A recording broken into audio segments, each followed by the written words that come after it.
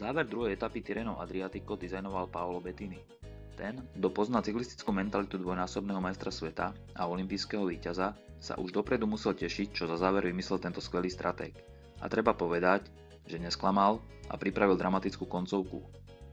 Napriek tomu, že posledná vrchárska prémia nebola dlhá, jej prudký záver dal naozaj zabrať všetkým. Na jej vrchole skvele zhodnotil situáciu Zdeněk Štibar, ktorý sa miesto oddychu rozhodol nastúpiť. Aj keď musel sám odtiahnuť 2-kilometrovú rovinku až po 200-metrové cieľové stúpanie, jemné klesanie mu pomohlo udržať si tesný náskok. V skupinke prenasledovateľov totiž už moc pomocníkov ostatným lídrom nezostalo. Tentokrát treba pochváliť spolujazdca Petra Sagana Oskara Gata. Nielenže potiahol vedúcu skupinu na posledný kopec Pomaranče 3 km pred cieľom, ale potom sa ďalšie 2 km snažil zlikvidovať náskok českého cyklistu.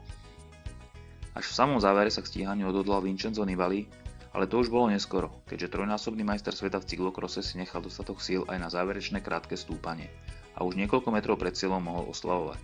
V cieli Štibar povedal: "Som veľmi spokojný nielen s víťazstvom, ale aj s dresom pre lídra pretekov. Prejsť všetky kopce v následujúcich etapách bude pre mňa mimoriadne náročné, ale pokúsim sa azurový dres udržať maximálne dlho, ako to bude možné." Trochu prekvapujúco boj o celkové umiestnenie vzdala Kaťuša, keď zaostali obaja lídri. Joaquim Rodriguez dokonca stratil viac ako 3 minúty.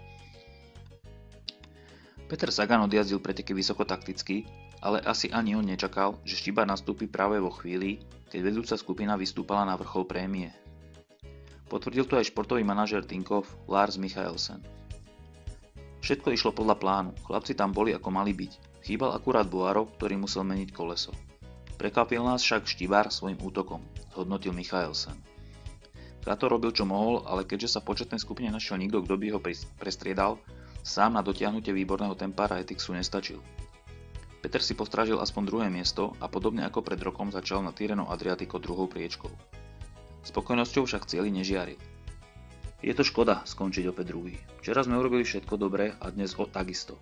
Celý tým pracoval dobre a Oskar sa snažil záverečných kilometrov za celý dieru, ale bolo to v náročnom teréne.